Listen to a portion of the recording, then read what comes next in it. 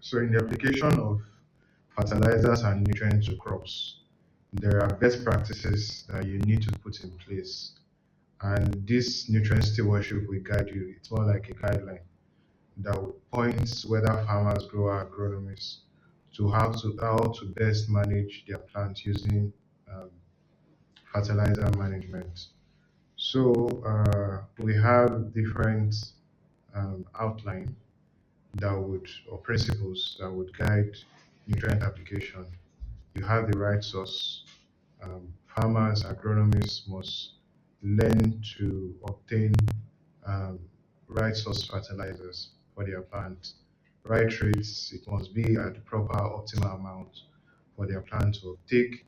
You have the right time. So today you'll be dealing with the right place. So from there we can start.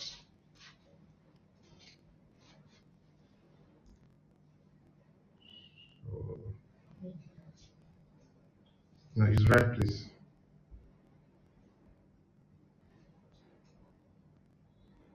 Okay.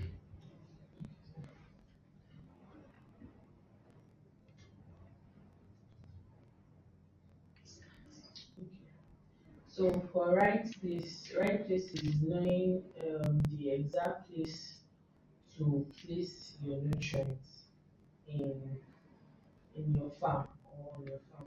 So place nutrients to take advantage of the root soil dynamics, considering nutrient movement, spatial variability within the field, and potential to minimize nutrient losses from the field. This is talking about what we are going to be seeing in this chapter as we go on. Then having nutrients in the right place vertically and horizontally ensures the plant's roots can absorb enough of each nutrient at all times during the growing season. So whether you are giving it directly to the roots or you are giving it a space in between, like granular fertilizer, that it will take it bit by bit. It says that the root is going to absorb the nutrients, each nutrient at all times during their growing season if the right rates are being applied. Then the placement system can be used to position fertilizer in relation to the growing roots. In recent years, the availability of precision farming technology has made it so possible to fine-tune nutrient application, varying of the rate application within the field to account for variability of soil test levels and potential yield. So as we have earlier said, that the rates at which we give nutrients varies. It's in a it's in a S curve shape. So it's from the emergence to vegetative, there is a difference between when we are going to give the grams, the dosage we are going to give the plants, it will be different from when it starts fruiting to maturity state and taking up as small. So for annual crops, like for example, they've mentioned Yes, maize, yes. they are not as deep rooted as oil palm and the likes. So what you want to do is you want to do what is called band placement. Band placement is what you are doing for your farmers here that are growing pepper. You just by the side of the plants dig just a small portion, just small hole, then put the nutrient inside or the fertilizer inside and cover it.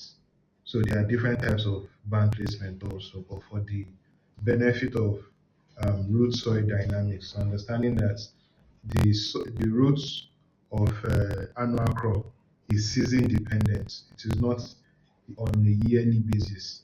It is this season. You grow from this time to this time. Say for example, bell pepper, you grow from say 1st of January to say June, July. That is within that year. So you can do two cycles in that year. That's what this is explaining. So their root is more or less like it won't stretch like that of oil palm. So it needs to be banded. The nutrient that needs to be applied to it needs to be banned. That's what this is explaining under placement of the right place for roots. Soil dynamics. Okay. Manage spatial soil variability within field and among farm. Soil do affect crop yield potential and vary in nutrient supplying capacity or nutrient loss potential. So to explain this, you have open field for open field growers. When you are growing on hectares and hectares of land, you have what is called zoning. Say you are growing on 1,000 hectares. That 1,000 hectares will not have the same nutrient gradient. What zone A, maybe you are zoning it into say 5 portions. What the nutrient zone A has is different from the nutrient zone B has. So you have to learn how to or know as agronomists, as growers, know the right place to put the right nutrients per time. So that is what this is explaining. So it says soil do not affect crop yield potential. Soil do affect crop yield potential and vary in nutrient supplying capacity. So the nutrient that zone A will supply might be quite different or will be quite different from what zone B will supply. Do you understand? So you just imagine on one plot, on that one plot, you have a portion that is more clay than another portion. The nutrient that that clay soil will supply will be quite different from what loamy soil. So you have to factor in, oh, this clay soil, this loamy soil, what nutrient do I need to apply to this that will help plants grow here? What nutrient does this land already have that I just need to help it become supply other nutrients so that it will be whole complete. That's why you do soil tests. So you might do soil tests for different zoning on the farm. Where so you just in this place you want to plant soy um, bean, another place corn, another place yam, another place they need different nutrients. Do you understand? So maybe after this class we'll just watch a video on what I mean by zoning. 6.2, we are looking at nutrient management and soil health. Now, talking about nutrient management and soil health, I would like to say that these two are considered the most important element or objective when it comes to agriculture. That is how the farmer get to manage the nutrients, to be able to supply the plant with the right nutrients for their optimal growth, and also talking about the soil health or the health of the soil. You need to ensure that the soil is even healthy for growing. So at the end of the day, when the farmer is able to get these two things right, you is assured of yield or produce at the end of the day. So we'll continue. So many factors contribute to soil quality or health. Many factors contribute to soil quality or health. Now talking about the health of the soil, you need to check whether the soil has enough drainage. If you have a proper drainage and not soil that holds onto water, now leading to waterlogging. So you need to ensure that the soil has proper drainage. Talking about the texture of the soil now, you need to check out, you need to take a look at the porosity of the soil, and also consider the level of the organic matter so available in the soil and all that.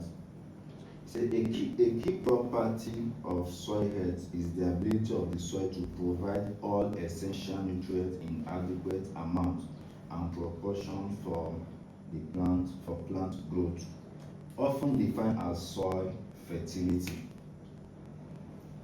So here we're looking at a key property of the soil, that the soil should be able to provide all the needed or necessary elements or nutrients that the plant will need to be able to thrive and to be able to give out the minimum or maximum attributes. So all these things are classified as soil fertility. So when somebody says the soil is fertile, it's just trying to say that okay, this soil has all the required properties for plants to uptake and give out maximum yield.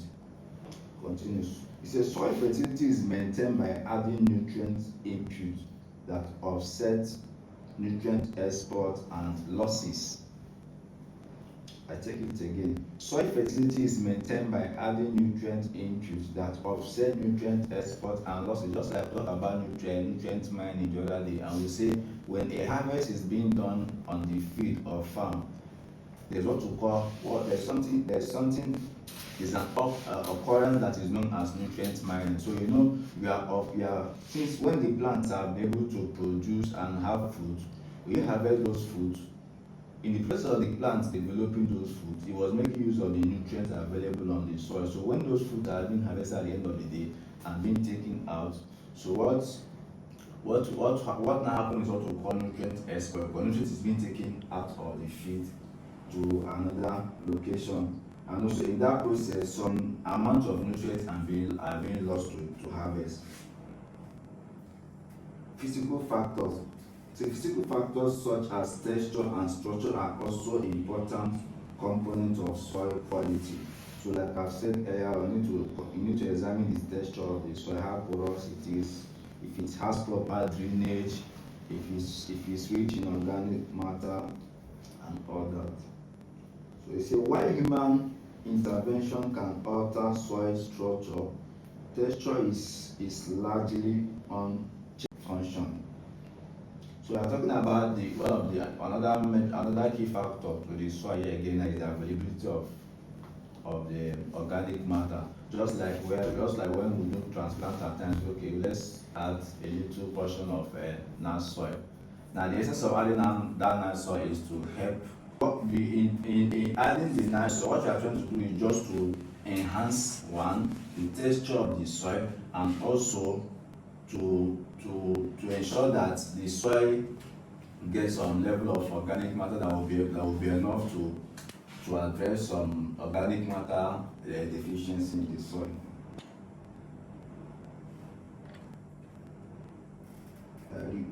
It says soil organic matter controls soil microbial population and there are many functions in soil, such as organic matter decomposition and nutrients recycling. Soil organic matter controls soil microbial population and there are many factors in soil, such as organic matter decomposition and nutrient cycling. Now, organic matter can help increase soil aggregate stability and thus contribute to enhanced water infiltration and retention, with associated improved resilience to erosion and soil degradation. So it means that when the soil is rich in organic matter, the soil will be in good shape.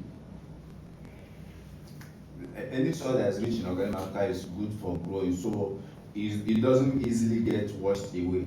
It doesn't have issue with erosion when there is too much rainfall, and it doesn't degrade so easily because all the properties contained in the soil is enough to help the soil maintain good shape over a period of time. Best management practices are implemented. While fertilizer misuse can negatively impact some soil properties as well. So this one now comes down to the farmer's wisdom. So when a farmer is able to manage mineral fertilizer rightly, it will help to enhance the soil, and when he misuses it, you have the opposite effect. So it can impact the soil negatively. Water and nutrient interactions. Okay. Water and nutrients interaction.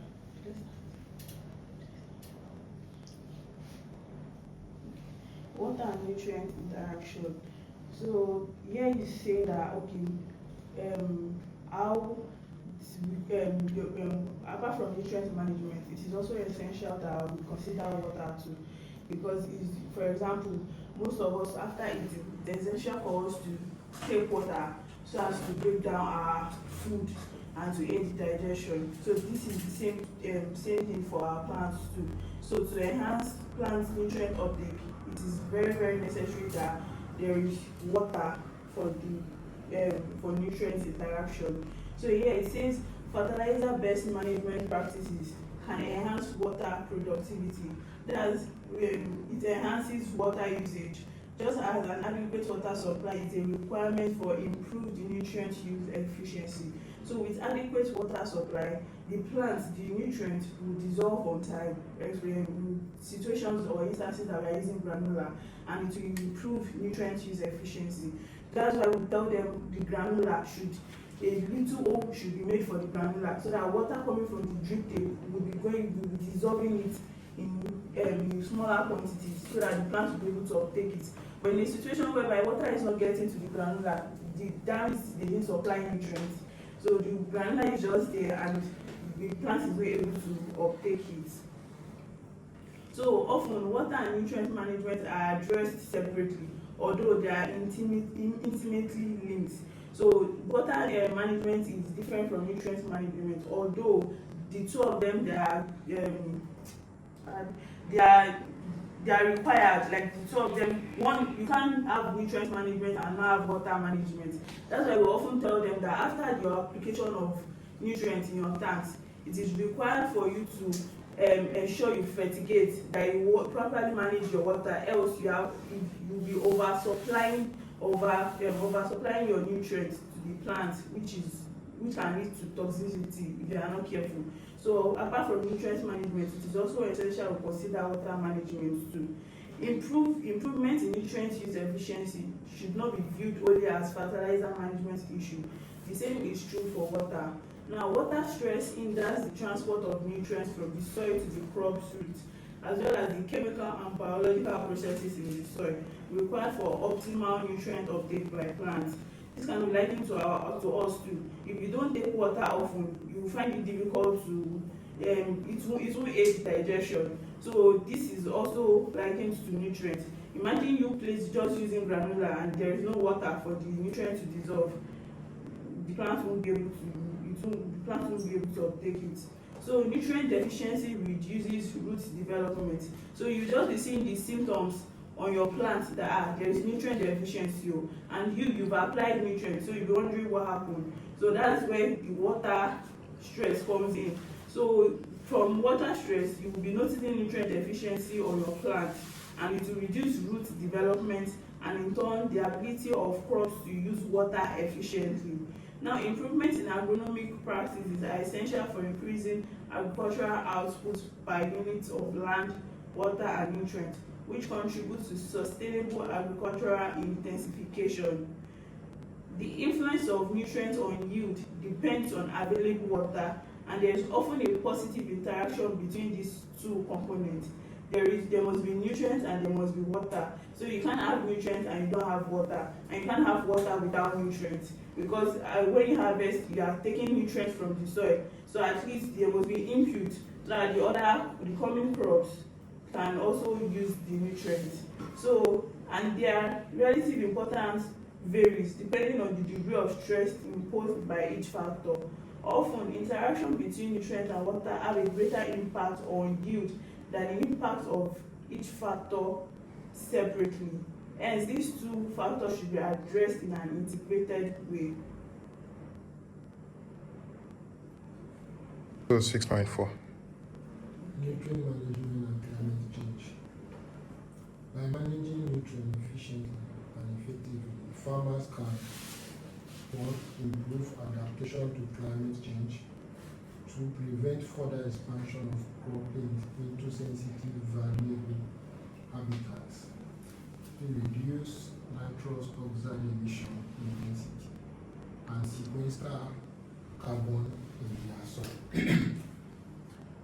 Please, can you throw more light on this? Prevent further expansion of cropping into sensitive variables. Yes, just continue. After you finish, I would explain. Expansion of agricultural land to forest, pasture, or wetland releases significant amount of carbon dioxide. Large emission of carbon dioxide are due to burning of clay bushes and destruction of carbon sinks. By boosting yield fertilizers have the potentials to prevent expansion of cropping into sensitive areas and related greenhouse gas emission and biodiversity losses. Do you understand that part? And So if, for example, you can optimize your yield on a one plot of land, there won't be a need for you to expand into 2-3 plots. If you can conveniently get 2 kilo from a plot of land, for example, there won't be a need for you to say, because I'm getting 1 kilo from a plot, let me enter into another plot so that I will get 1 kilo. So you are more like optimizing the land space you have. And in doing so, you are reducing the rates at which you release CO2. You know, when you clear more land, when you clear more plots, what is being burnt and the gas that is being released is CO2. And CO2 will answer that question that you just asked now. If you go further down, you will see if you release CO2 into the environment, it contributes to what is known as climate problems, climate change. So just continue. So it says by boosting yields, fertilizers have the potential to prevent expansion. Do you understand? So the more optimized your fertilizer usage is on that plot of land to be able to get quality yield, you won't want to expand into more land. So of cropping into sensitive areas and related greenhouse gas emissions and so the more you clear land, the more biodiversity is being lost. That is the likes of rare trees, animals. You know, the more you clear, the more you send all these rare animals away into extinction, more like it. So when nitrogen fertilizer? when nitrogen fertilizer is applied, part of it is taken up by crops, part remain in the soil, some of which is incorporated into soil organic matter, and part is lost to the environment. So that point is talking about the nitrogen cycle, that part of when it's applied, part of it is taken up by plants, part goes to the soil, while part is lost to the environment. One of the lost pathways is denitrification, which releases both denitrogen into and nitrous oxide is a greenhouse gas with a global warming potentials about 300 times higher than CO2. You say that if nitrogen fertilizer is applied wrongly, if your plants at the younger stage, they need like say 200 ppm of nitrogen or nitrates per time, and you are giving them 600 or 1000, they will only take maybe the 150 or 200 that they will take. The other ones will be released to the environment. The other one, the nitrification, goes back into the atmosphere. So in that cycle, you are contributing to climate degradation. So that is why it's necessary for farmers. You check the ppm of nitrogen that you need. So that's why we used nutrient use efficiency, the calculation the other time. The material that we looked at, I think, is it this material? Okay. So N2O contributes 3 times higher global warming potential than CO2. So it is more dangerous compared to CO2. And N2O comes as a result of your fertilizer usage, on improper fertilizer usage. N2O emissions from managed. No, just go down. Some best practice. Some best management practices. That's example, avoid nitrogen application on waterlogged soil. Use slow or controlled release fertilizer or fertilizers that stabilize with nitrification inhibitors. Have the potential to minimize nitrogen losses in the form of N2O, while improve overall nitrogen use efficiently and effectively. Now, I think this part is talking about maybe they are planting in a waterlogged area. We should use like, I think we should use Nitrogen stabilizing or stabilized fertilizer. fertilizers to reduce the So you can check the box below. Slow and controlled release and stabilized fertilizers. several additives are commercialized or modify availability of nutrients. These include the slow release fertilizers that break down gradually to release plant available nutrients. For example, vitamin and urea. Controlled release fertilizers that are physically encapsulated in a protective coating. Example, polymer coated fertilizers. And stabilized fertilizers that slow nitrogen cycling in the soil. Example, fertilizers treated with ureases and or nitrification exhibitors. All these products aim at extending the release of nutrients from the fertilizers materials to better match crops requirements. So do we understand that part? Is this self-explanatory? Any question? I think I should throw my bit light. So it's simple. Your basal fertilizers, Yes. they don't just come in as nitrogen straight. They come in as coated nutrient or fertilizer. And the reason you coat them is because once you apply it to the soil, you want to avoid them engaging in nitrogen cycle. You want it to break down gradually, because the more, if they break down, what's it called, easily into the atmosphere, remember that we're battling with climate change. Remember that they can cause toxicity in your plants. So you want them to be slow. Imagine this one that we're giving the farmers, that if they apply it and the thing quickly dissolves, they will start having issues. So you want something that will be releasing the nitrogen content inside of it little by little. So that is why we have the different type of that determines the quality of fertilizers.